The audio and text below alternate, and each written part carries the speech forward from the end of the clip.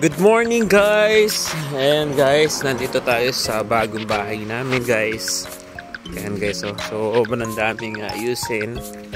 So, yan po ang bagong bahay ni Melvin. So, ang dami ko pong gagawin ngayon. Ayusin ko po yung mga gamit.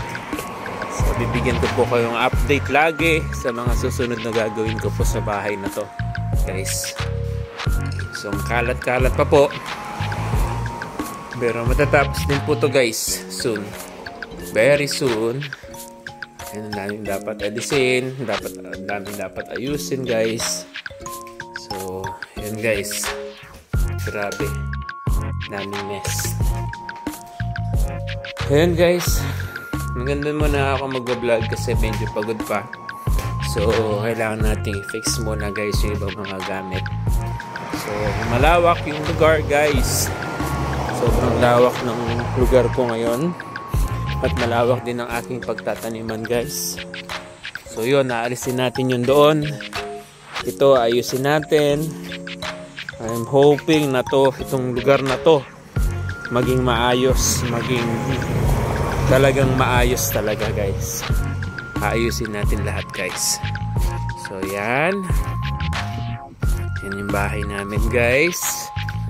Ano? Daming dapat ayusin, dami kong gagawin guys. Ito, ayusin din natin yan. Yan naman gulo-gulo guys, ang gulo-gulo talaga. Daming dapat ayusin, daming dapat alisin. Ayan. So ayusin din natin yan guys. So yun.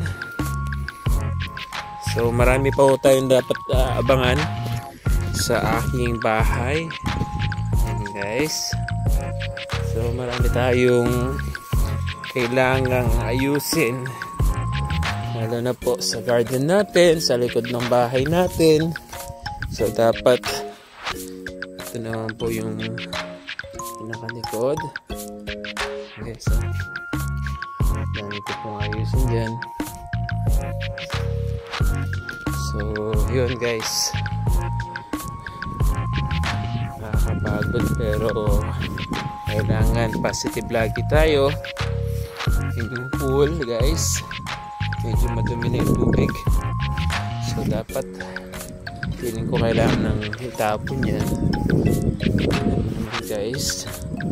Ayan ang lawak ng taniman natin. So yun, yan po yung bagong bahay namin. So soon magkakaroon po tayo ng dito. Palalakihin po natin to, move natin dito. Gagawa po tayo ng parang terrace natin dyan guys. At ito naman, ito yung garden natin guys. Ayusin natin yan, paggagandahin natin yan guys. So yun, yung mga halaman ko guys. So, may mga blueberries na rin ako dito guys. Tingnan nyo naman. Yan, yung mga gulay guys. Yung mga iba kong ayusin guys. Mga blueberry ko guys, may mga bunga na guys. Ayan hitik na po sa bunga. Pwede na pong kainin, pwede nang pitasin guys.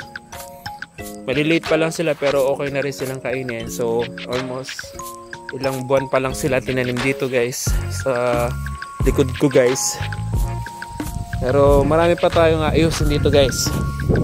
Abangan nyo. Tingnan nyo gaganda ng mga bulaklak dito guys.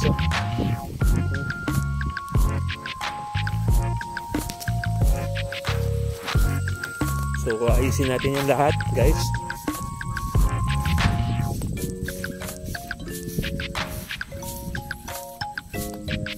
May grapes din tayo dyan guys. Yung grapes natin medyo matakalaki na. So yan guys, kabuuan.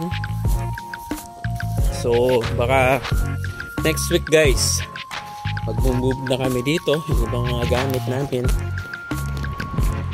So plano ko ito palalakihin dito guys, idediretso to.